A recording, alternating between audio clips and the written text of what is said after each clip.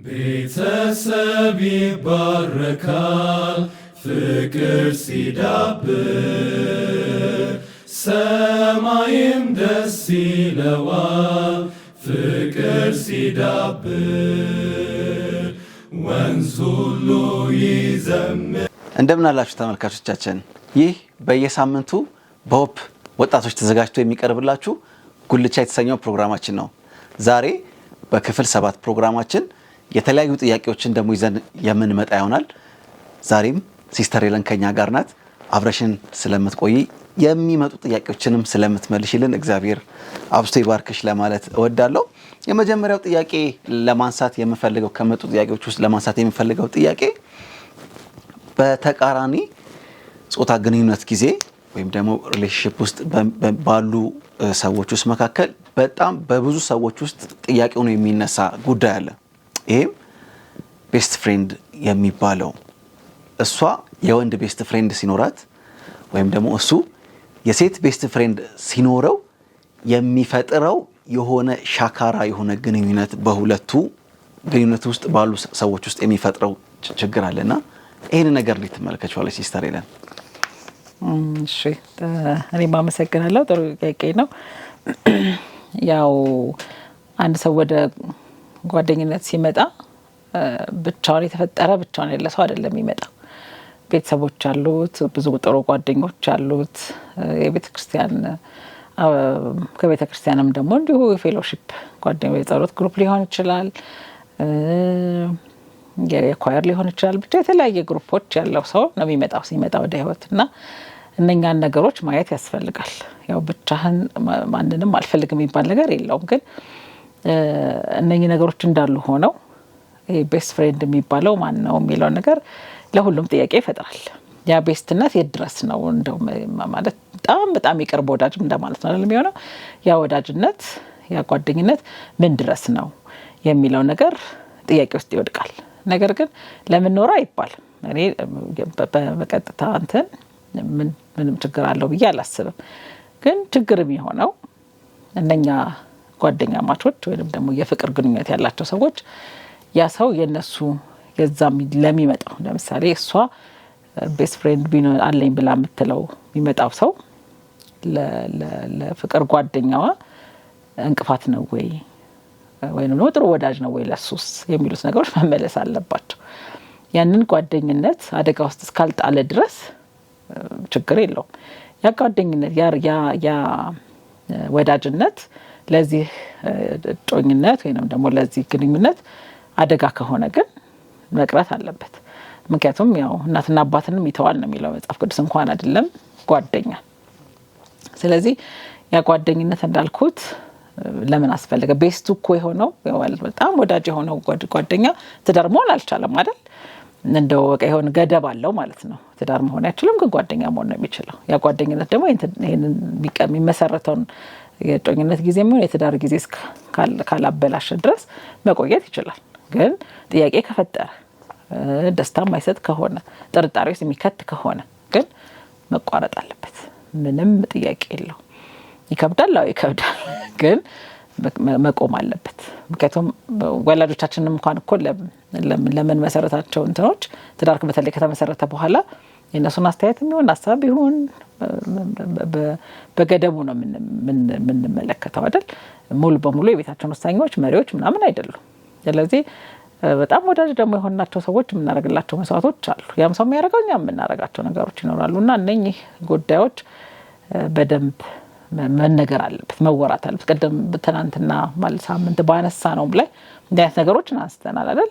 ምንም የማናወራቸው ነገሮች የሉም፣ ማናነሳቸው ጉዳዮች አሉ።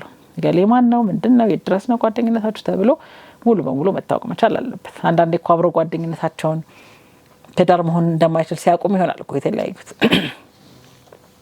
ያ ደግሞ የሆነ መንገድ የሄደ ከሆነ ትዳር መመሰረት ሳይችሉ የሆነ ሌላ ጉዳይ ውስጥ የገቡ ሰዎች ከሆኑም እኮ አደጋ ነው። ህይወታቸውን ሙሉ የማይቋረጥ እንቅፋት ነው የሚሆነውና እኔ መቆም አለበት የሚለውን ሀሳብ ነው። እዚህ ላይ ግን ሲስተር ላነሳ የምፈልገው ስቲል ይሄ ቤስት ፍሬንድ የሚባለው ኬዝ በጣም ኢሹ ስለሚሆን ማለት ነውና አንዳንድ በሴቷም ጎን ሊሆን ይችላል በወንዱም ጎን በድብቅም የሚሄዱ ቤስት ፍሬንዶች አሉ።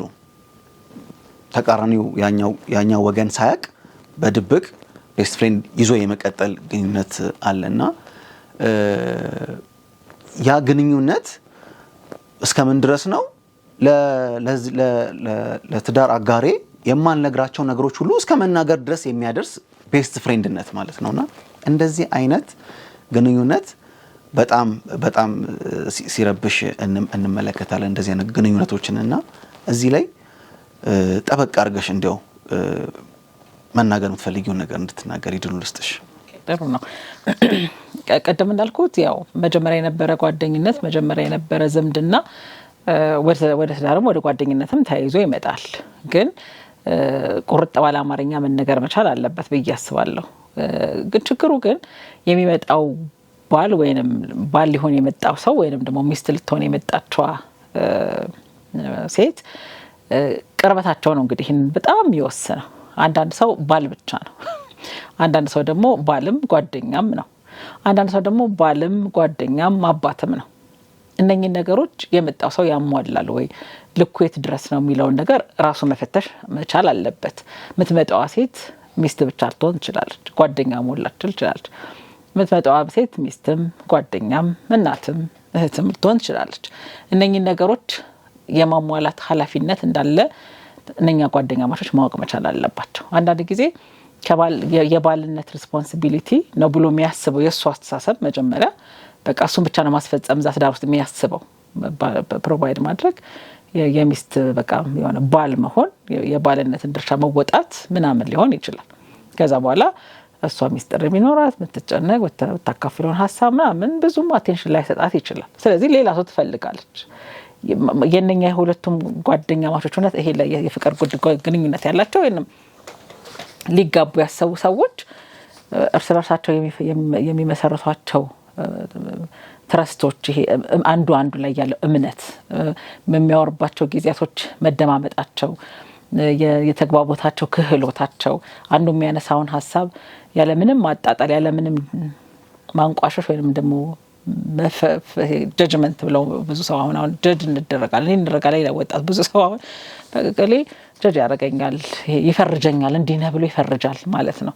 አንቺ እኮ ዝም ብለሽ ነሽ ማትረቢነሽ የምታነሻቸው ሀሳቦች እንዲ ናቸው ምናምን ብሎ የሚያጣጥልባት ከሆነ ሳትወድ በግድ ያ አብሯት የነበረን ሰው ትመርጣለች። ምክንያቱም ያለ ምንም ፍረጃ ነው የሚሰማት፣ ያለ ምንም ፍረጃ ነው የሚያዳምጣት፣ ሊያግዛት ወይ ከባሏ በተሻለ ትሪት ሊያረጋት ይችላል። እነኚህ ነገሮች ናቸው እንግዲህ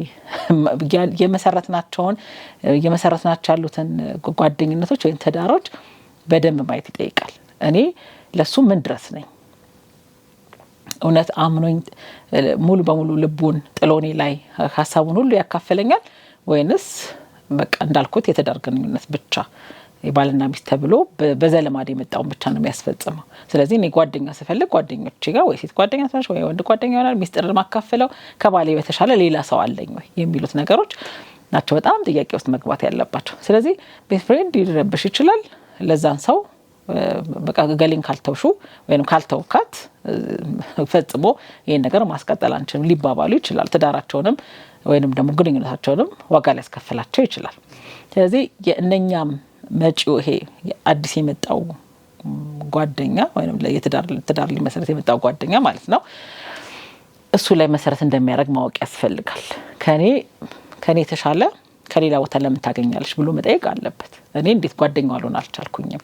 እሷ የምትናገራቸውን ነገሮች እንዴት ነው መስማት ምላሽ መስጠት ያለብኝ የሚሉትን ነገሮች በቀላሉ ወይ ደግሞ በፍቅር አንደርስታንድ ማድረግ ያስፈልጋል። ለምን ብሎ ያንን ከመቆጣት እኮ ለምን ነው ራሱ ብሎ በራስን መጠየቅ ነው። ወደ ራሳችን ስናይ ነው ሁሌ ገሌን ማስተካከል እንተናንተዋት ምናምን እኮ የሚባሉት ነገሮች ከቅናትም ይመጣል አይደል? ከኔ የተሻለ እዛ ጋር ትረስት እምነት አላት ምናምን ብሎ ሲያስብ ሊሆን ይችላል። እኔ ጋር ለምን አልሆነም ብሎ ግን ቢጠይቅ በቀላሉ ምላሽ ማግኘት ይችላል። ስለዚህ ሁሌም ራሳችንን ማየቱ መሰረታዊ ነገር ነው ብዬ አስባለሁ። እኛ ራሳችንን ላይ ስንሰራ ራሳችንን ማሻሻል ስንችል ራሳችንን መስራት ስንችል እነኛ ሰዎች ወደ ራሳችን መሳብ ቀላል ስራ ነው የሚሆነው። ግን አብዛኛው ሰው ሌላውን ሰው ነው መስራት የሚፈልገው፣ ያኛውን ሰው ነው ማስተካከል የሚፈልገው። ከዛ ሰው በመነጠል የራስ ማድረግ የሚፈልገው እንጂ የተሻለ እኮ ቢሆን ያን ሰው በቀጥታ የምትተወው እሷ ወይንም እሱ ያችን ሰው የሚተወው ራሱ እሱ እኮ ነው። ምንም የኛም ንግግር አያስፈልገው። አዎ ይቅርታ ሚስቴ ጋር ነኝ ወይም ጓደኛዬ ጋር ነኝ ብሎ ጥሎ ለመሄድ አቅም የፈጠረችለት እቺኛው ያመጣችው ናት ማለት ነው። ለዛም ሰው እንደዛም ለወንዱም እንደዛ የተሻለ በደንብ ልቡን ጥሎ ከዛች በተሻለ የሚያሳርፍበት በጓደኝነትም በሚስትነትም የምታገለግለው የተሻለችውን አግኝቷል ማለታችን ነውና እኔ እርስ በርስ ላይ መተያየቱ ወሳኝነት አለው ብዬ አስባለሁ። ቤስት ፍሬንድ አያስፈልግም ከማለት በፊት ራሳችንን ፈትሽ። የምር ለዛኛው ተቃራኒ ሲወጣ ያጎደልኩበት ነገር አለ ወይ? ያንን ያጎደልኩበትን ነገር ለመፈለግ ሄዶስ ሊሆን ይችላል የሚለውን ነገር ማጤን አለብን።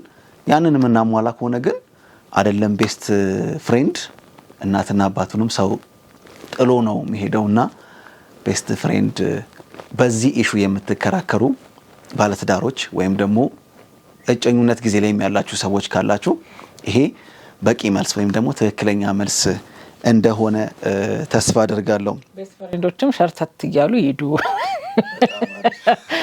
ከተም ያ ጓደኝነት ትዳር ሊሆን ይችላል። ያ ጓደኝነት ቀጣይነት አለው። ስለዚህ እነሱም ወደ ትዳር ፍለጋ ዞር ቢሉ ጓደኛ ቢፈልጉ ይሻላል እንጂ ኦሬዲ ማያገቧት ሴት ከሆነች ለምን ጊዜያቸውን እሷ ጋር ያባዘፋሉ? ማታገባው ወንድ ከሆነ ለምን እዛ ጊዜዋን ታሳልፋለች? ጥሩን ጓደኝነታቸው በጣም በጥሩ የተመሰረተን ቢሆን ግን ትዳር ሲመጣ ግን በቃ ትልቅ ተቋም ነው። ያንን የማፍረሻ ምክንያት እንዳይሆኑ ራስን መጠበቅ ያስፈልጋል። አዎ ሊዋደዱ ይችላሉ፣ ጥሩ ጊዜ ያሳልፈው ሊሆን ይችላል። አዎ ግን ከዚህ ትዳር አይበልጥም ያ ነገርና እነሱም ራሳቸውን መቆጠብና መስመር ማስያዝ ይጠቅማል ብዬ እላለሁ። ተጨማሪ በጣም አሪፍ። እንደው ስታወሪ ምን ትዝ አለኝ፣ አንዳንዴ እንደዚህ አይነት ቤስት ፍሬንዶች መካከል በጣም የተጠበቀ አታችመንት ነው የሚኖረውና አያውቁትም፣ ውስጥ የሚሰማቸውን ስሜት አያውቁትም። ብቻ ግን ጥሩ ጊዜ ያሳልፋሉ፣ ተጫውተው አውርተው ምናምን በልተው ይለያያሉና ውስጥ የተለየ የፍቅር ስሜት እንዳለ የሚያውቁት አንደኛዋ ወደ ሌላ ሰው ስትሄድ ነው። እንደዚህ አይነት ነገሮችን ፊገር አውት የምናደርግበት መንገድ ይኖር ይሆን? ይኖራል። ያው ፐርሰናሊቲያችን ማተር ያደርጋል እንዳልኩት። አንዳንዱ ሰው በጣም ፍቅሩን በቀላሉ መግለጽ ይችላል። አንዳንዱ ሰው ደግሞ ራሱን በጣም ድብቅ ነው የሚፈራ። የተለያዩ አይነት እንግዲህ እንትኖች አሉ፣ ይሄ ግንኙነቶች አሉ፣ ፐርሰናሊቲዎችም አሉ። አንዳንዱ አቮይድ ማድረግ ነው የሚፈልገው። አንዳንዱ ደግሞ ብናገር ብትሸሸኝስ እንዴ ብትሆንስ ፍርሃት ያለበት ሰው አለ። አንዳንዱ ሰው በቀላሉ ቀለል ብሎ ተናግሮ ጉዳዩን የሚያስፈጽም ሰው ይኖር ይሆናልና እንደኛ ፐርሰናሊቲዎቻችንም በልጅነታችን የነበሩት የፍቅር ግንኙነቶቻችንም ከወላጆቻችን ጋር የነበረ ግንኙነት ከሰዎች ጋር የነበረ ግንኙነት አሁን ዛሬ ላይ ምናገኛቸው ጓደኞች በቀላሉ እንዳናስረዳቸው እንዳንናገራቸው ምክንያቶች ሆነው ሊሆን ይችላል። የወደዳት እኮ ከነገርኳት ድንገት ጥላይን ብትሄድስ ብሎ ፍርሃት ውስጥ ያለ ሰው እንዴት ብሎ ይንገራል? ስለዚህ የሆነ ነገር ስትጀምር በቃ ብሎ ራሱን መጉዳት ራሱን ወደ ሌላ ጉዳት ማምጣት ይጀምር ይችላል። እነኚህ ነገሮች እንግዲህ ዞረን ያው እኔ ከወላጅ ራስ አልወርድም ወይ ከቤተ ክርስቲያን እነኚህ አይነት ሰዎች ያላቸው እንግዲህ የመጡበት ያደጉበት የቤተሰቦቻቸው ግንኙነቶች ቤተሰብ ውስጥ ያለ ወላጆችን አምነው ወደ ወላጆች ሲጠጉ ወላጆች የሰጧቸው ምላሾች ያለው መቼ መጀመሪያ ፍቅር መድረካችን ቤተሰቦቻችን ናቸው። ስለዚህ ቤተሰብ የሰጠው ምላሽ ልጅ የፈለገውን ያገኝ ነበር ወይ ይታቀፍ ነበር ወይ ይሳም ነበር ወይ ወላጅነታቸውን በደንብ ገልጸው ያሳደጉት ወይንስ በሆነ ባልሆነው ያንቋሸሹ ያጣጣሉት ነው ያሳደጉት? ሁሉ ነገር እንግዲህ ወላጆች ላይ ልጅ በልጅነቱ የመጣበትን መንገድ መሰረት ያደረገ ነው። ወላጆች አንዳንድ ጊዜ ዲሲፕሊን ያደረጉ ሊመስላቸው ይችላል። የቀጡ ያረቁ ምናምን ተቆጥተው ልጅን ከደብተር ጋር ልጅን ከሆነ በቀነሱ ካሰቡት ነገር ውጪ ሲሆን የሚናደዱ የሚቆጡ ወላጆች ሊኖሩ ይችላሉ።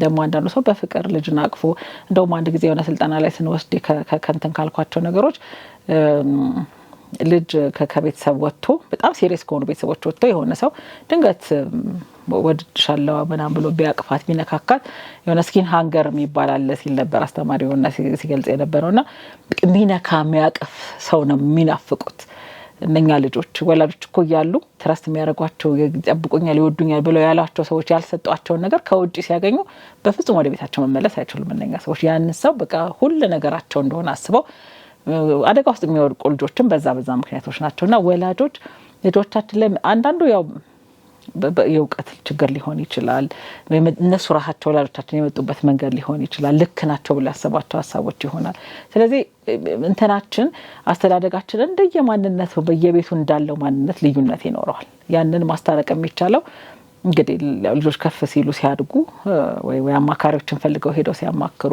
ወይ ማንበብ ችለው ራሳቸውን በራሳቸው ማስተማር ከቻሉ ነው የሚሆነውና አስቸጋሪ ነው ገሌ እንዲህ አይነት ነው ብለ መናገር አትችልም ግን እነኛ ከየደረሱባቸው ነገሮች እንግዲህ መሰረቱ ልጅነት አካባቢ ላይ ያሉ ጉዳዮች ስለሆኑ እንግዲህ በጸሎትም ድሮ ብዙ ጊዜ ትራውማዎችን በሳይኮሎጂስት ሂል እንዲድኑ ምናምን ያርቋቸዋል እኔ ግን እግዚአብሔር ያድናል ባይነኝ እግዚአብሔር ከዛ ሁላ በላይ ነው መምከር የሚችል ማሳደግ የሚችል ማስተማር የሚችል የመጣህበትን ጉዳት ሁሉ ሊያስተው የሚችል የታመነ እግዚአብሔር አለን እኛ እንደሌሎቹ የት ሊሄድ ማንቃ ልግባ ብለን የምንል ሰዎች አይደለንም ብዬ አስባለሁ ይሄን ሁሉ ነገሮቻችንን የሚያስጥል እግዚአብሔር አለንና ወደ እግዚአብሔር መጠቃት ነው መጸለይ ነው የቸገረን የሚመስለን ነገር መናገር አልችልም መጠየቅ አልችልም እግዚአብሔር ሆይ ምንድነው ማረጋው ብሎ ፈልጎ እንኳን ማረግ ያቃተው ነገር ቢኖር እግዚአብሔር መንገድ ያበጅለታል የእግዚአብሔር መንገድ ሚሊየን ነው እኛ ባለው አንድ መንገድ ብቻ አይደለም የሱ መንገድ ለማናችንም ካምሯችን በላይ ነውና ባለ ብዙ መንገድ የሆነ አምላክ እንዳለን አምነን ወደ እግዚአብሔር ብንጠጋ እግዚአብሔር መልስ ይሰጠናል ማንን ቤስት እንደሚያደርግልን እሱ ያውቃል ማንን ባል ማንን ጓደኛ ማንን ሚስትም እናትም አባትም አርጎ የሚያኖር ተዳርን ሊመሰረት የሚችል እግዚአብሔር ብቻ ነውና እኔ ሁሉን የሚያድን ያመጣንባቸውንም ነገሮቻችንን ጉዳቶቻችንን የሚያስረሳ እግዚአብሔር አለና ወደሱ መቅረብ ጥሩ ነው ማለት ነው ግንኙነት ውስጥ ላላችሁ ሰዎች ቤስት ፍሬንድ ተብላችሁ ለተጠራችሁ እንግዲህ መልእክቱ የደረሳችሁ ይመስለኛልና እንደዚህ አይነት ግንኙነት ውስጥ ቤስት ፍሬንድ ሆኖ መገኘት ሊፈጥር የሚችለውን ያልተገባ ተጽዕኖ ለመከላከል ስትሉ ለዛች ለምትወዷትም ጓደኛ ወይም ደግሞ ለምትወዱት ጓደኛ ስትሉ ቤስት ፍሬንዶችም ከእንደዚህ አይነት ነገር ራሳችሁን ብታሸሹ ወይም ደግሞ ራቅ ብታረጉና ላላ ብታረጉት ግንኙነታችሁን ለጓደኛችሁ ስትሉ ጥሩ ነገር ታረጋላችሁና እናንተም ከዚህ ጥያቄ ጥሩ ነገር እንዳገኛችሁ ተስፋ አደርጋለሁ ወደ ጥያቄዎቹ እንመለስ በሁለት ግንኙነቶች ውስጥ መካከል ትዳር ውስጥም ሊሆን ይችላል ወይም ደግሞ ሪሌሽንሺፕ ውስጥ የወንዶችና የሴቶች ኃላፊነት ምንድን ናቸው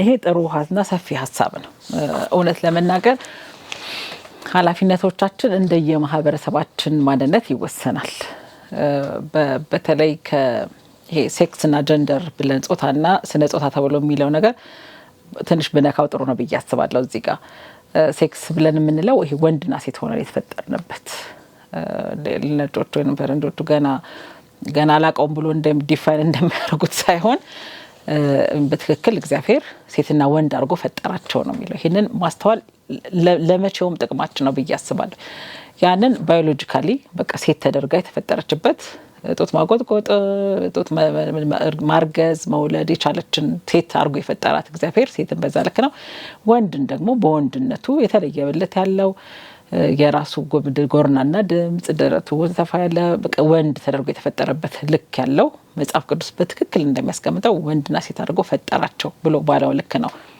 ጾታ ብለን የምንለው ስነ ጾታ ግን ማህበረሰቡ ሴት ይሄንን ታደርጋለች ወንድ ይሄንን ያደርጋል ብሎ የሰየመው ነው የፈጠረው እግዚአብሔር ከፈጠረው ውጪ ተግባራቶቻችን ስራዎቻችን ለምሳሌ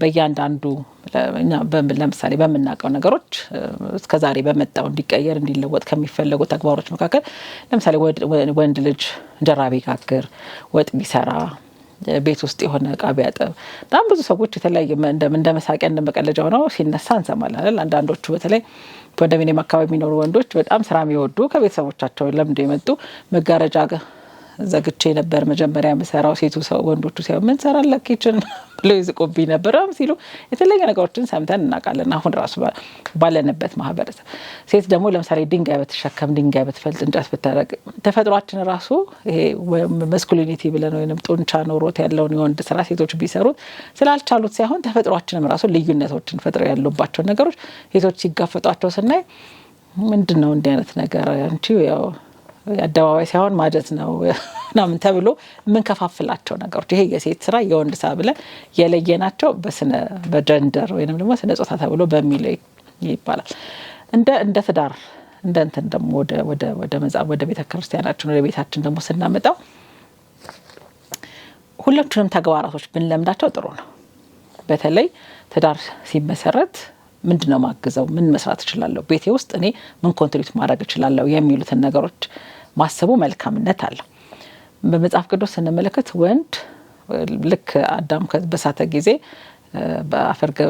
ከአፈር ለፍቶ በላቡ እንዲያድር እግዚአብሔር ሲረግመው ሴት ደግሞ እንድትወልድ በመውለጃ ጊዜ ምጧ እንዲጠነክርባት ሲነግራት ልዩነታቸው እዛ ጋር የሚታዩ ነገሮች አሉ። ወንድ ሰርቶ ማምጣትን ይሄ ፕሮቫይድ ማድረግን ነገሮችን ቤቱን የሚደጉም ኢኮኖሚካሊ ይሁን በማንኛውም እንደሚያደርግ የጠባቂ እንደሆነ ሊጠብቃት ሊደግፋት እንደሚያስፈልገው እንደገና ደግሞ ልትታመንበት ይሄ የአባት ጥላ ነገር የሚሆነውን ነገር የእግዚአብሔርንም ይሄ ኃይል ብርታቱን ጠንከርነቱን ምን አስተውለው በወንዶች ውስጥ የተሰጡ ነገሮች ናቸው። የእግዚአብሔርን ደግነት ፍቅር ርህሩህነት ደግሞ በሴቶች ውስጥ የምንመለከታቸው ነገሮች ናቸው። ሴት ረዳትነትን የምትረዳውም ነው አይደል? ቃሉን በትክክል ረዳትን እንፍጠርለት ብሎ ሲል የምታግዘው የሱን ሸክም የምትሸከምለት ብዙ ነገሮችን አይዞህ በርታ ብላ በፍቅር የምትረዳ ነው የምንመለከታት በመጽሐፍ ቅዱስ ታሪካችን። ምሳሌ 31 ላይም ደግሞ ብንመለከት ለቤተሰቡ ታትራ የምትሰራዋን ያችን ምርጥ የተባለችዋን ሴት ነው የምንመለከትበት። እንግዲህ እዚህ ጋር ራሳችንን ልካችንን ማወቅ ያስፈልጋል ብዬ አስባለሁ። እኔ ሰዎች ስራ ስለሰሩ ወይንም ደግሞ አንዱን ስላገዘ ይሄ የጾታ እኩልነትን ቢለውን ሐሳብ እንደ መፎካከሪያ መምጣት የለበትም ከሚሉት አንዷ ነኝ። ይሄ መፎካከሪያ መድረክ ሳይሆን አንተ ስለቻልክ እኔም ችያለሁ አንተም ችለሃል ይሄን አንተ ረከው ያረጋለሁ እየተባባለ ምንጫጫውበትና ምንወዳደርበት ሳይሆን ህይወት የተሰጠንን ድርሻችንን አውቆ በዛ ልክ ውስጥ ግን አቅማችንን አዳብሮ ለዛ ትዳር መስራት ምክንያት መሆን መቻል ብቻ ነው ጥሩ ነገር ብዬ የማስበው። ወንዶች ቤት ውስጥ ገብተው ስለሰሩ እሰይ እንኳን ያንን ለመስራት እግዚአብሔር አደላችሁ እንኳን የምታግዙ የምትረዱ ባል አደረጋችሁ ብሎ ማመስገን። ሴቷን ውጭ ወጣ ሰርታ ብትመጣ እንኳን እግዚአብሔር አገዘሽ እንኳን ረዳሽ እንኳን ሰርተሽ ባልሽ ልትረጁ ከጎኑ ልትደግፊው ቻልሽ ብሎ ከማመስገን በዘለለ ይሄ የፉክክር ዓለሙ ጋር ማድረጉ ጉዳት አለው ብዬ አስባለሁ። ግን መለስ ብለን ይሄ በባይብል ክርስቶስ የቤተክርስቲያን ራስ እንደሆነው ባል ደግሞ የሴት ራስ ነው የሚለውን ደግሞ መተግበር መቻል አለበት። ሊደርሺፑን ቤታችን ምን መምሰል አለበት፣ ምንኖረው ኑሮች ምን መሆን አለባቸው፣ ኃላፊነት ወስዶ ቤቱን የሚመራ ወንድ ግን መሆን መቻል ያስፈልገዋል። ሮላችንን የምንቀማማው ሮላችን ምን እንደሆነ ካለማወቅ ይመነጫል። መስራት ያለብንን ነገሮች ካለመረዳት፣ ማከናወን ያለብንን ተግባራቶች ካለማከናወን ከመጣላት ትዳሩን ከመበጥበጥ እሺ እያለ አንዱን ሊሸከም ይችላል። ባል እሷ ያልሰራቻቸውን ስራዎች የመቼም ትዳሬን ቤቴን ከማፈርሰ ይሁን ብሎ ሊወስድና ሊሰራ ይችላል። እሷም እንደዛው እሱ ካላደረጋቸው ኦኬ እኔ ደግሞ ይሄን ልሸፍን እንዲህ ላርግ ብላ ልትወጣ ትችላለች። ያ እንዳልኩት ትዳርን ዋጋ ከማስከፈል ባሻገር አንዳችንን ተረድተነው ያንን ረጅሙን ህይወት መንገድ እንዳንጓዘው ምክንያት እንዳው መጠንቀቅ ያስፈልጋል። ቀደም እንዳልኩት የወንድ ኃላፊነቱን ሲወስድ በተቻለ መጠን ሰርቶ የቤተሰቡን ኃላፊነት የሚወጣ ሰው መሆን መቻል አለበት። ሊደርሺፑን ሊድ ሲያደርግ ብዙ ጊዜ የሚነሱ ነገሮች አሉ።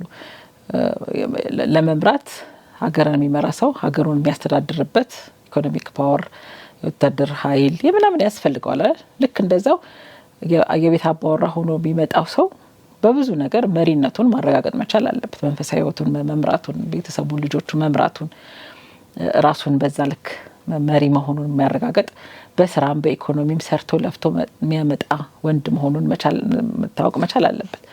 አሁን አንዳንዱን ስናይ ኃላፊነቱን አስረክቦ ጠባቂ የሚሆነው ወንድ በጣም እየበዛ ነው። ስራ የሚጠላ ጊዜውን በተለያየ ከንቱ ቦታዎች የሚያሳልፍ ለብዙ ሱሳሱሶች ለብዙ ተገቢ ላልሆኑ ድርጊቶች ራሳቸውን ጊዜያቸውን የሚያባክኑ ወንዶች እንዳሉ እናውቃለን። ትምህርት እንኳን አንዳንዴ ጠንክረው የማይማሩ ብዙ ወንዶች እንዳሉ መረዳት እንችላለን። እነኚህ ነገሮች በአንድም በሌላም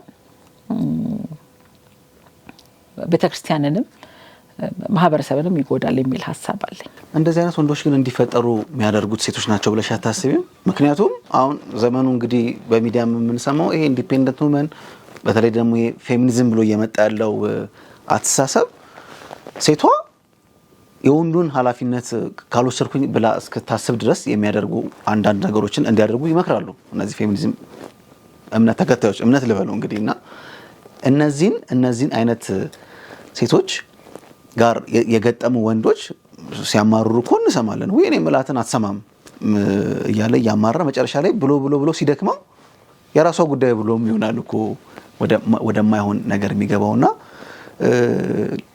የምር ሴቷ እስከምን ድረስ ነው ልትገዛ የሚገባት?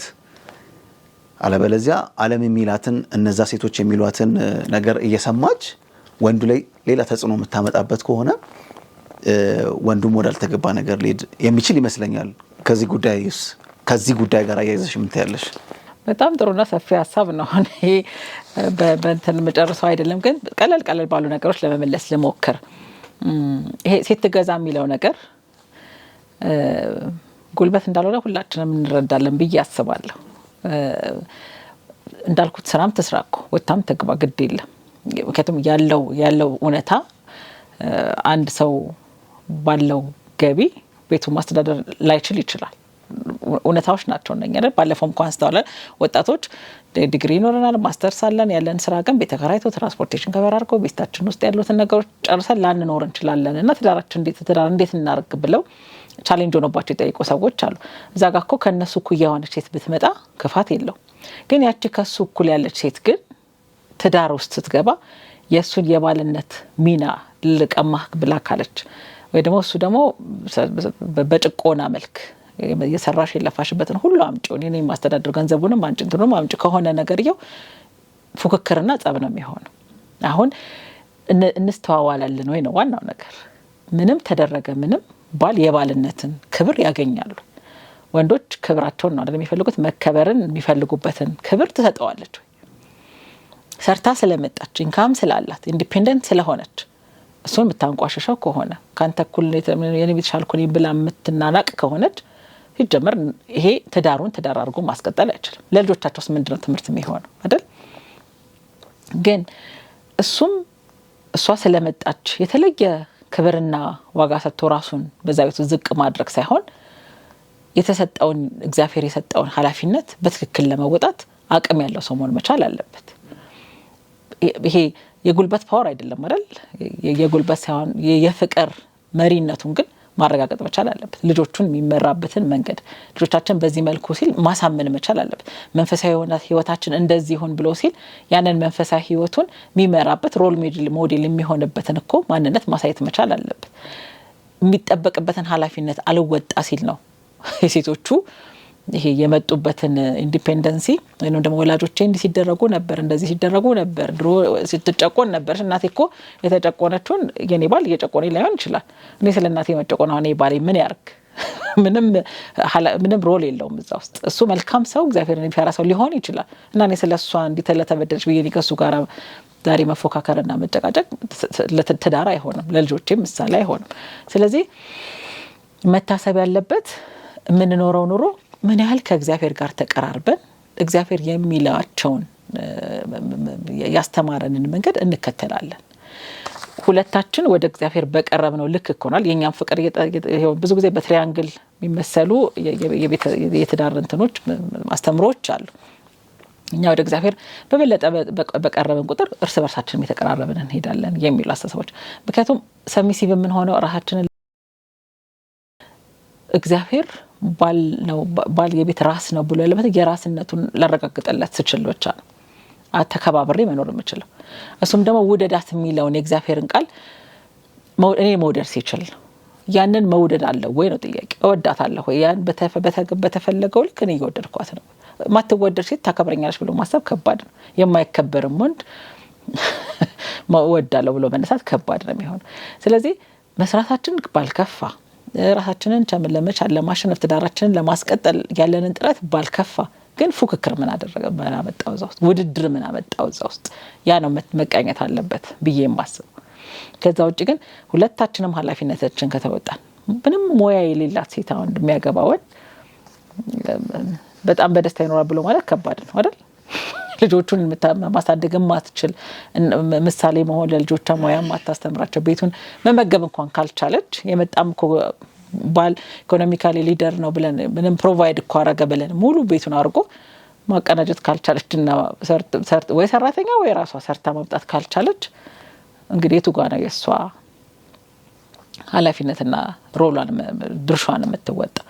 ድርሻችን ምንድነው ብሎ ማለት እንደሰው ማወቅ ጥሩ ነገር። ልጅ ማቀፍ፣ ልጅ ማጠብ፣ ልጅ ማጥባት ምናምን የሚባሉትን ነገሮች ካልተገበረችው እኩልንና እኔ ተገጧት ስራ መግባት አለብኝ ብላ ልጇን በጥጦ የምታሳድግ እናት ከመጣች በጣም አስቸጋሪ ነው የሚሆን። አብሮ ተያያዥነት ያሉትን ፍቅርን እናትና ልጅ ያላቸውን ፍቅር ጡት በመጥባት የሚገኘውን የጤንነቱን ምናምን ካልተረዳች ሀሳቧ ፉክክሩ ጋር ከሆነች ትርጉም ያለው ህይወት እየኖረች አይደለችም። እዚህ የምንኖራቸውን ኑሮዎች ትርጉም መስአቸው ራሳችን። እኔ መጀመሪያ ኃላፊነቴ ምንድነው? ምን እንድሰራ ነው የሚጠበቀው? እግዚአብሔር ከኔ ምን ይጠብቃል? ምን ነገሮችን ላድርግ? እንዳልኩት ያቺ ምሳሌዋን ሴት መሆን ከባድ ይሆናል። በላይ ተነስታ እንዲያርጋ የሚለው ነገር በዛ በነበረበት ዓለም ኮንቴክስት ነው የተወራለን። እኛ ደግሞ በዛሬ በራሳችን ኮንቴክስት ምን ማድረግ እንችላለን? እኔ ልጆች ጠዋት ተነስተው ትምህርት ቤት ሲሄዱ ምግባቸው ምንድነው የሚበሉት ምንድነው የሚያደርጉት? እኔ ባልሰራው ሰራተኛ ትሰራዋለች ወይ የምታግዘኝ ልጅ አልቻው ትሰራለች አትሰራውም? ካልሰራች እሷ ከሌለች ደግሞ እኔ ያደርገዋለሁ ብዬ ወይ ልጆቹ ራሳቸውን ቴኬር የሚያደርጉበት አቅም ጋር ደርሰዋል አልደረሱም ማየት መቻል አለብኝ። ስለዚህ ሮላችንን ማወቅ የምንኖራቸው ኑሮዎች ጤናማና አንዳችን ለአንዳችን ሰላም ምንሰጥ ሰዎች እንሆናለን። ፉክክር ከሆነ ግን ያው የፉክክር ቤት ሳይዘጋ አይደል ተረቱ። ሁሌ በንግግር ሁሌ በጭቅጭቅ ነው የሚሆነው። ግን መስራት የማይችልስ ባል ቢሆን ምንም ነገር ቤቱ መንካት የማይችል ሰው ከሆነ ልመድ እያል ቆጥል እናደርገው አይገባም። ያን ቤታችን የቻለውን ይሰራል ወይ? ቢያንስ እሷን ሊያግዛት መቼም ይሄ በጫና ውስጥ ያለች ሴት ላይ ማሾፍ ነገ ጧት ራሱን እንደሚጎዳው ማየት ያስፈልጋል። ወንዶቹ ብዙ ጊዜ ወንዶች በእኛ ሀገር እንደምናውቀው ይሄ ቤት ውስጥ ያለ ሞያ ምናምን ወላጅ አስተምር ወላጅ እኮ ነው ቤዚካሊ ምን ስታረኩሽና ገባህ ብሎ የሚያባርር እናትና አባት ያሳደገው ልጅ እኔ ጋር ሲመጣ ገብተህ ኩሽና ካልሰራው ካልኩኝ ባክግራውንድ እዚህ ጋር ያገለግላል። ቤተሰብ ቀደም ያነሳ ነው። ለዚህ ነው ቤተሰቦቹ ምን አይነት ናቸው፣ ባህላቸው ምንድነው? እናትና አባቱ መተው ኩሽና ሲገባ በቃ ልጄ ምን አይነት ሴትዮ ጋር ገባ ብሎ የሚያብዱ እናትና አባት ካሉት ትዳሩ ይፍረስ ይበላሽ እንዴት አድርገን አንድ ልናርጋቸው ብለን ማውራት እነኚህ ነገሮች አስፈላጊዎች ናቸው። ባህላችንን ጠብቀን አናራችንን ጠብቀን ቀስ ብለን የምንሰራቸው ስራዎች መሆን አለባቸው። በፉክክርና በጸብ እንዳናደርገው መጠንቀቅ ያስፈልጋል ብዬ አስባለሁ። ምትጠይቀው ካለ ግን ስታወሪ የበጣልኝ ነገር ምንድነው? ሁለት ጓደኞቼ ሊያድሩ እንግዲህ ወደ ቤታቸው እየገቡ ኮንዶሚኒየም ነው ቤታቸውና እና ሲወጡ ቅድም ስታነሽም ስለነበረ ነው አንድ ወንድ እንጀራ ሲጋገር አዩት እና መተው እንደ ነውር ነው እንግዲህ ሲያወሩን የነበረውና ለሁለት ነው የተከፈልነው። ግማሹ ትክክል ያደረገው ሚስቱ እርጉዝ ብትሆንስ ወልዳ ቢሆንስ ምናምን እያልን ስንከራከር ነበርና እነሱ ግን እንደዚህ አይነት ነገሮችንም ደርደርንላቸው በፍጹም ማድረግ የለበትም ሲሉ ነበርና አንድ ወዳጄ ደግሞ ምን ይላል? የትዳር የትኛውንም መጽሐፍ የተጻፉ ዓለም ላይ የተጻፉ ጽሁፎችን ብትመለከቱ ማሰሪያው ሁለት ቃል ነው ይላል። እሱም መጽሐፍ ቅዱስ ላይ ያለው ወንድ ሚስቱን ይውደድ፣ ሚስት ደግሞ ለባሏ ትገዛ። በእነዚህ ሁለት አረፍተ ነገር ውስጥ የሚታሰሩ የተዘረዘሩ ሐሳቦች ናቸው እንጂ ማሰሪያቸው እነዚህ ናቸው ብሎ ሲያወራ ነበርና ያው ያልሽውን ሐሳብ ለማጠናከር ነው። ግን ከምንም በላይ ሁለቱ በተለይ ባል ሚስትን የሚወዳት ከሆነ ሚስት ደግሞ ቅድም ያልሻቸው ፉክክሮቹ ምናምን ሳይኖሩ ምትገዛ ከሆነ ትዳራቸው የሰላም የፍቅር እንደሚሆን ያለምንም ጥርጥር መናገር እንችላለን። ልክ ነኝ? ትክክል። ግን አንዳንድ ጊዜ ኢቨን በቤተ ክርስቲያን ውስጥ ያሉ ወንዶች ይሄ ትገዛ የሚለውን ቃል በተሳሳተ መንገድ ሲተረጉሙት ያለው እኔ ካልኩት ውጪ በቃ ፍንክች የሚባል ነገር የለም። መጽሐፍ ቅዱስ ትገዛ ይላል። ትገዛ፣ ተገዢ። ይሄ ግዛት ደግሞ እንዳልኩት እኔ ያልኳቸው ነገሮች በሙሉ አድርጊ። የራሱንም ኃላፊነቶች ቢሆን ተወጪ ካለ ተወጪ ሊሆን ይችላል። ቀለል ባለ ነገር ብገልጸው ለምሳሌ አንዲት ሴት ሰው የራሱን ንጽህና መጠበቅ እሱ ራሱ አለበት ብላ ካመነች ለምሳሌ የውስጥ ሱሪውን ማጠብ ይሆን ይችላል፣ ቲሸርቱን ማጠብ ይችላል፣ ካልሲውን ላጠብ ይችላል፣ ምናምን ነገሮች እጠብ ሲባል እንዴት ነው ማጠብ አንቺ ቁጭ ብለሽ ሊል ይችላል። አሁን ይሄ በጣም ቀላል በጣም ሲምፕል ነገር ግን ከክብርና ከመውደድ ጋር አስተሳሰረ ነው ነገር ልናረጋው እንችላለን።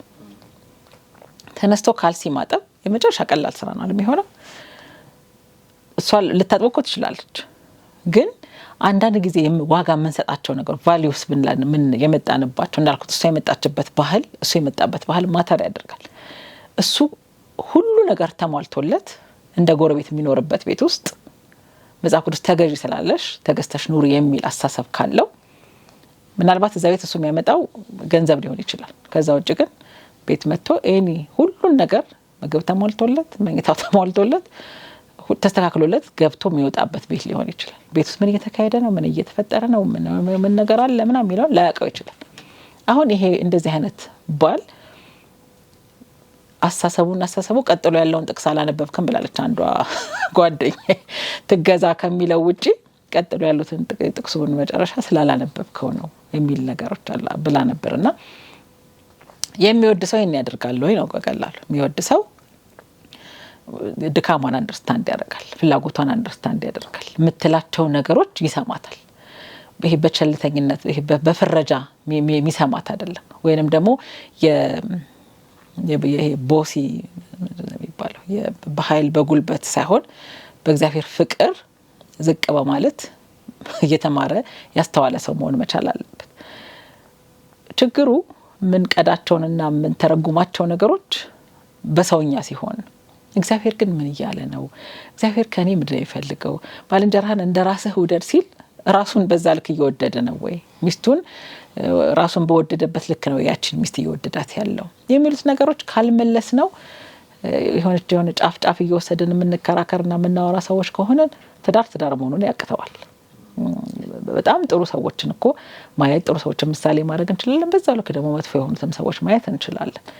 ግን እኔስ ነው አሁን ሁሉ ጊዜ መውሰድ ያለብን እኔ ከእግዚአብሔር አንፃር ምን አይነት ሰው ነኝ? እግዚአብሔር እንደሆነ የሚፈልገው እዚህ ትዳር ውስጥ ምን አይነት ሴት ነው እንደሆነ የፈለገው ብለ እኔ ራሴ ላይ ነው መስራት ያለብኝ። እንተና ተቀየር ባሌ እንደዚህ ሆነ ይሄን ፍጠር ይሄን አርገ ይሄን ስራ ምናምን ብሎ ከመጨቃጨቅ እኔ ምንድነው ማድረግ ያለብኝ? የኔ ባውንደሪ ልኬን አውቀዋለሁ፣ ያንን ጥግ ድረስ እየሰራሁ ነው የሚሉት ነገሮች መመለስ መቻል አለበት። ወንዱም እንደዛ ባል የሆነውም ሰው የድረስ ነው ኃላፊነቴ ምንድነው በዚህ ቤት ውስጥ መስራት ያለብኝ? እግዚአብሔር እኔ ምን እንዳደረግ ነው የሚፈልገው? በእውነት ምሳሌ ነኝ ለልጆቼ ማሳየት የሚገባኝ ነገር እያሳየሁ ነው ወይ? ለሷ ያንን ትህትና እያሳየኋት ነው ወይ? እኛ ቤት የሚመጣ ሰው የኔንም የባሌንም መልካምነት ተረድቶ አይቶ ይወጣሉ። እግዚአብሔር እንደነገረው እንደመከራቸው ናቸው ተብለን ነው የምንወጣው። ሰው እንዳልኩት ነው ራሱ ላይ አይደለም የሚሰራ። አንቺ እንዲያርገሻል ይሄን አንተ እንዲያርጋል በቃ ሁሌ ሰው ላይ ነው የምንጠቁም። ወደ ራሳችን ግን ብንወስደው ድርሻዎቻችን ከከተም እንዳልኩት በእውቀት አይደለም የምንኖረው። እውቀት ያዳበረን በቀን እየተሻሻለን በቀን እየሰራንበት እኮ ነው የምንኖረው። ሚስት ሆና የተፈጠረች ሴት የለችም። ልጅነትንም የኖረች ነው የተማረችው። ከዛ ደግሞ ሚስትነትን ከዛ ትዳር ውስጥ ነው የተማረች። ፍቅር ይዟት ገባችበት። ከዛ ግን በየቀኑ እየተማረች ራሷን እያሻሻለች እየሰራች ትኖራለች። ወንዱም ባልሆነ አይደለም የመጣው። ባልም የሆነው ገና ሲኖር እየጀመረው ነው። ያኔ ነው እያየው እየተረዳው የሚመጣው። ስለዚህ እየተማረ ነው የሚሄደው። መልካም ደግሞ የሚሆነው ለማሻሻል ራሳችንን ለማስተካከል ስንጠር ነው። እሷን ለማስተካከል ከሆነ የምንለፋው የኛ ባዶ ጉድጓድ እየሰፋ ነው የሚመጣው። የራሱን ጉድጓድ እያሰፋ የሷን ሊያጠበበላት ነው የሚሄደው። የተዋጣላት ሴት ስትሆን እሱ ግን ማአት ኮተቱን ባዶነቱን እየሰፋ ነው። ምክንያቱም የሰሩት እሷ ላይ ነው ሁለቱም። እሷም ራሷን ለማሻሻል እሱም እሷን እንድትሻሻል ለሚያደርገው የራሱን ጉዳይ አስቀምጦ ማለት እሷም እሱ እንዲስተካከልላት ከሆነ የምታደርገው የራሷስ የራሷ ኃላፊነትና ድርሻዎች ነው እንደዛ አፋቸውን ከፍተው እየጠበቋት ነው ያሉትና ለልጆቻችን እንኳን ጥሩ ምሳሌ ለመሆን ኃላፊነቶቻችንን ከእግዚአብሔር ጋር ያለንን ግንኙነት ማስተካከል መቻል ነው የመጀመሪያ ስራችን ብዬ አስባለሁ። በጣም አሪፍ በሚገባ ነው የተመለሰው ብዬ አስባለሁ። ወደ ምናልባት የመጨረሻው የክፍሉ የመጨረሻው ጥያቄ የሚሆነው ጥያቄ ይመጣልን። እንግዲህ እንዲህ ይላል። በተለያየ ቦታ ብዙ ጥሩ ሰዎች እንመለከታለንና ግን ሳያገቡ ብቻቸውን ሲኖሩ ትዳር ሳይመሰርቱ እናያቸዋለንና ምንም እንኳን የተወሰነ ፐርሰናል የሚሆን ጥያቄ ቢመስልም ግን አሉ በዙሪያችን የምንመለከታቸው በተለያየ ምክንያትና ምን ይመስልሻል እነዚህ ሰዎች ያውም በጣም መልካም ስነ ምግባር አላቸው ብለን የምናስባቸው አግብተው የሆነ ቤተሰብ የመሰረቱ ብለን የምንመኛቸው ሰዎች ሳያገቡ እንዲሁ ለብቻቸው ኑሯቸውን ሲቀጥሉ እንመለከታለንና ምን ይመስልሻል? እሺ ይሄም ጥሩ ነው።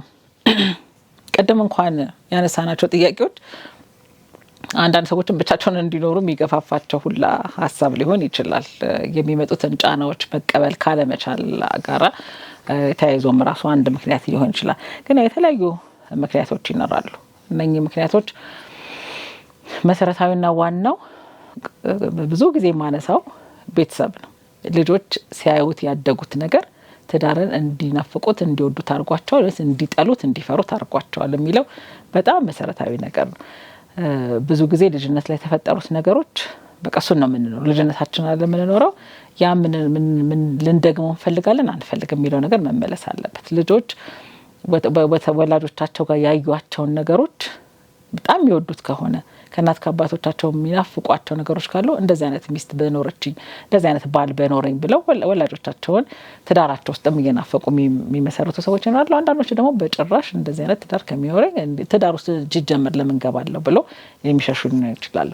ሌላው ብቸኝነትን የሚፈልጉ ከሰው ጋር ከመኖር ብቻቸውን ተገልለው መኖር የሚመርጡ ሰዎች ትዳርን ላይፈልጉት ይችላሉ። አንዳንዱ ከህልማቸው ያስተጓጉለናል ብለው ሊያስቡ ይችላሉ። የሚነገሩም ነገሮች አሉ አይደል? ሚስት ካገባ ያው እስር ቤት ነው፣ ኦዲተር ነው፣ ቅጠር ነው ምናምን ብለው ወጣት የሚቀለዱ ነገሮችን እነኛንም ነገሮች ወሬውና ተግባሩ ልዩ የሆነ ሰው ያንን አስፈራርቷቸው እንዳይገቡበት ሊከለክላቸውም ሁላ ይችላል። የጊዜ ነጻነታቸው፣ የገንዘብ ነጻነታቸው፣ ለህይወት ያላቸውን ፍልስፍና የሚቀሟቸው የሚመስላቸው ሰዎች አሉ። ያው ጓደኛ ባል ከመጣ ባልንም እንደዛ ነው። ሴቶቹ ባል ከመጣብኝ የተለያየ ነገሮችን የሱን ኃላፊነት ከመሸከም በተወስ አንዳንድ ሰዎች አሉ አይደለ? የመጀመሪያ ልጅ ነው ብለው ባላቸውን የሚጠሩ ሰዎች አሉ። እንግዲህ እንዴት ልጅ እንደሆነ እሱ ያውቀዋል። ግን ያንን ያህል ለሌሎች የሚሰጡት ባለትዳሮች ራሳቸው ለሌሎች የምንሰጣቸው ፒክቸሮች ሰዎች እንዳያወዱት ልናረጋቸው እንችላለን። እንዳልኩት ወይ ከቤተሰቡ ጥላቻ እንዲያድርበት ይሆናል፣ ወይ ከዘመዶቹ፣ ወይ ደግሞ ከኢንቲሜት ጓደኞቹ፣ ከቅርብ ወዳጆቹ ጓደኞቹ ትዳር እንደዚህ ማከሆነ እኔስ ባላገባ ብሎ ደግሞ ሊሸሹም ይችላሉ። ጓደኞችም ራሳቸው ሊያሳዩቸው የሚችሉት አላቸው። ፍቺንም ከመፍራት ማግባትም መዛውስ ከምገባ ገና ፍቺ እንዲያርግ ምናምን ብሎ ከማለት ቢፈራሰው አለ። ደግሞ ሀብታም ይሆንና ሀብቱን ሀብቴን ትካፈለኛለች ወይ መጥቶ ሀብቴን ይካፈላል ገንዘቧን ሊበላ ነው ምናምን የሚሉ ነገሮችም ስላሉ ከነኛም አንፃር ትዳርን ሊፈሩ ይችላሉ። የአእምሮ ህመም ካላቸው በቀጥታም ሆነ በተዘዋዋሪ መንገድ ላይ መሰረት ይችላሉ። ሌላው በኢኮኖሚ ጥሩ ስታትስ ላይ አይደለሁም ብለው ካሰቡ ማቴሪያል ነገሮች ሲሟሉልኝ ነጋገባለሁ ብሎ ትዳር ላይ መሰረት ይችላል። በጣም በጸባይ ጥሩ መልካም ሆነው ግን በቃ ለራሳቸው ያስቀምጧቸው የኢኮኖሚ ጥግ አላቸው፣ የማቴሪያል ጥጎች ግን ውሸት ነው። በነገራችን ላይ እዚህ ጋር ማንሳት የምንፈልገው አንዳንድ ሰዎች ገንዘባቸው በጨመረ ቁጥር የነሱ ክራይቴሪያቸውን ፍላጎታቸውም ላላቸው ንብረት መሳሳትም ጭምር እየጨመረ ስለሚሄድ ትዳርን ለመጀመሪያው በቀላሉ ለመመስረት ወይም ጓደኛ ለመያዝ በጣም ያዳግታቸዋልና እንደዚህ አይነት ሰዎችም ሊሆኑ ይችላሉ። በትዳር መወሰን የማይፈልጉ ሰዎች፣ የተለያየ ሰዎች ጋር የሄዱ ሰዎች መጨረሻ ላይ ከአንድ ሰው ጋር ቁጭ ብሎ ለመኖር ሊከብዳቸው ይችላል። ባለፈውም ሳምንት አይተነው ነበረ። ከብዙ ሰዎች ጋር ዴት መደራረግ አስተሳሰባችንን እንዲቀየር ያደርገዋል። ብዙ ሰዎችን አንድ ሰው ውስጥ ማግኘት አይቻልም። የብዙ ሰዎች የተለያየ አስተሳሰብ የተለያየ ማንነት አንድ ሰው ጋር ተጠቅልሎ አይመጣልንም መቼም። ስለዚህ ከዛኛው አንድ ነገር እንፈልጋለን ከዛችኛው አንድ ነገር እንዴ ሲባል የተለያየ አስተሳሰባቸው ይቀየራል። ትዳር ከመመስረት ሊቆጠቡ ይችላሉ። ከዚህ በፊት የነበራቸው ጓደኝነት እዛው ተጎርተው ከሆነ ድጋሚ ሰው ጋር ለመቅረብ ትዳር ለመመስረት ላይሞክሩ ይችላሉ። ነገ የሚመጣውን የልጅነት ኃላፊ የልጆች ከመጡበት የልጆችን ኃላፊነት ከመሸከም ከመፍራት አንፃር በእንዴት ነው ማሳደገው ምናምን ብሎ ከመፍራት አንፃርም ላይ ለገቡበት ይችላሉ። አሁን ደግሞ በጣም በሰፊው የጎላ የመጣው የሰርግ ወጪ የሽምግልና ወጪ እነኚህ ነገሮች በጣም ብዙ ወጣቶችን አሁን እያስፈራቸው ነው ያለው በጣም እና ሲነገር ራሱ ሰማለሁኝ በብዙ መልኩን ቀይሯል። የተለያዩ የሻወር ብዛቶች አሉ ብራይዳል ሻወር ቤቢ ሻወር ምን እየተባለ ሰው ኢኮኖሚውን እንዲፈራ ሆኗል። በቃ እንዴት ነው ይሄንን መወጣው ብሎ ያው ጫና ወደድም ጠላም ወንዶች ጋር ነው ስቲል ያለው እንደ ማህበረሰባችን ያው ኤክስፔክት ይደረጋል ሊያገባ ከመጣው ወንድ። ስለዚህ ያ ወንድ ይሄን ሁሉ ኃላፊነት እንዴት ነው መወጣው እንዴት ነው ምለው ገንዘብ ለፍቶ የመጣ ሰው መቼም በገንዘቡን ይዞ የመጣ ሰው ደስ ቢያሰኛትም በሚያስዛ ውስጥ ብዙ ነገሮች አሉት ብሎ ቢያስብም ግን በዛ ልክ ደግሞ ሶሻል ሚዲያ ላይ ራሳችንን ለማስጣት ብለን ኑሯችንን ህይወታችንን ነጋችንን ባላስፈላጊ ወጪዎች ማስፈራራት የለብንም ብዬ አስባለሁ። ራሳችንን መፍራት የለብንም። እኛም ደግሞ ያንን የሚፈልጉ ሰዎችም እንደ ማህበረሰብ መቀየር መቻል አለብን። በተለይ እዚህ ጋር በጣም አጽንኦት መስጠት የምችለው እንደ ቤተክርስቲያን ዓለም እያሳየች ነው ወይ የምትመራን ወጣቶች ዓለም ላይ የተደረገው ነገር በሙሉ ጎትታ ወደ ቤተክርስቲያን እያመጡ ካልተደረገ የሚባለው ነገር እኔ በጣም ያሳዝነኛልም ያሳፈረኛልም። ብዙ ጊዜ ከልጆቼ ጋር እጨቃጨቃለሁ ያነሳዋለሁኝና በቃ ምን ይደረግ አሁን ያለው ነው ብለው ነው የሚያስቡት። አዎ ያለ ነገር ሊሆን ይችላል ግን እኛ ከእግዚአብሔር የተማርነው ከእግዚአብሔር ያየነው ነው ዓለምን ሊያስተምር ሊገዛ የሚጠበቀው። ቢያንስ እኛ ራሳችንን ማድረቅ ኑሯችንን ማየት የሚመስለንን ሰው መፈለግ ይሄ በመናረጋቸው ድርጊቶች ላይ ለእግዚአብሔር ክብር ነው ወይ ብለን ማሰብ አንችልም ወይ?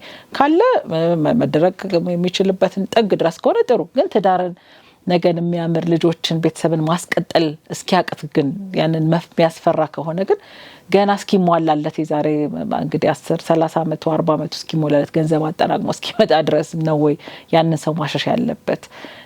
የት ድረስ ነው የምንሰራቸው ነገሮች ብለን የምንወዳቸው ሰዎች በዚህ አጋጣሚ ምስን እናርጋቸው እንተዋቸው ወይ ይቅርብን ወይ የሚሉት ነገሮች መታሰብ መቻል አለባቸውና በደንብ ወጣቶች በተለይ የቤተክርስቲያን ወጣቶች እዚህ ላይ በጣም ማሰብ መቻል አለባቸው። የሰርግ ወጪ አንዳንድ ጊዜ እኮ በቃ ያስፈልገንም እኛ ተወደደ በቤተክርስቲያን ቃል ኪዳናችን ፈጽመን መኖር እንችላለን ብለው እኮ የሚነሱ ልጆች አሉ። በጣም ሁሌ ያው እንዳልኩት ማድረግ ቢቻልም እንኳን ግን ለሚቀጥለው ነገር ያስፈልገኛል ብሎ ያሰበ ሰው ባያደርገው ራሱ እንደ መጠቋቋሚያ እንደ መቀለጃ መሆን መቻል የለበትም። በቃ እግዚአብሔር ያሳሰባቸው ትክክለኛ ነገር ነው ብሎ ልንደግፋቸው ልናግዛቸው ነው እንጂ የሚገባው እንዴት እንዲያረጋል ብለን እንደ ዓለማውያኖች አርገን ያንን ሰው ማጣጣልና መጣሉ በፍጹም ትክክል ያልሆነ ነገር ነው። አንዳንድ ደግሞ ፈጽሞ ትዳር የሚባለው ነገር የህይወቱ ዓላማ አይደለም። ስለዚህ በእኛው ከላይ በጠቀስኳቸው ምክንያቶች አንድ ሰው ትዳር እንዳይመሰረቱ ምክንያት ይሆንባቸዋል ብዬ አስባለሁ። በጣም እናመሰግናለን ሲስተር ሄደን ስለነበረን ቆይታ እግዚአብሔርን እጅግ አድርገን እናመሰግናለን። ተመልካቾቻችን ክፍል 7 ይህንን ይመስል ነበረ። ስለነበረን ጊዜ እናንተም ስለላካችሁልን ጥያቄዎች ስለምትልኩልንም ጥያቄዎች እንግዲህ ወደፊት ለመመለስ ዝግጁ መሆናችንን ከወዲሁ ለማሳሰብ እወዳለሁ። ሐሳብ አስተያየታችሁን ከስር በምትመለከቱት አድራሻ ላይ ስልክ ቁጥር ላይ በቴክስት ብቻ በመላክ የፕሮግራሙ ተሳታፊ መሆን እንደምትችሉ ከወዲሁ ላሳስብ እወዳለሁ። እስከ ሳምንት መልካም ሳምንት። ቤተሰብ ይባረካል ፍቅር ሲዳብር ሰማይም ደስ ይለዋል ፍቅር ሲዳብር ወንዝ ሁሉ ይዘምራል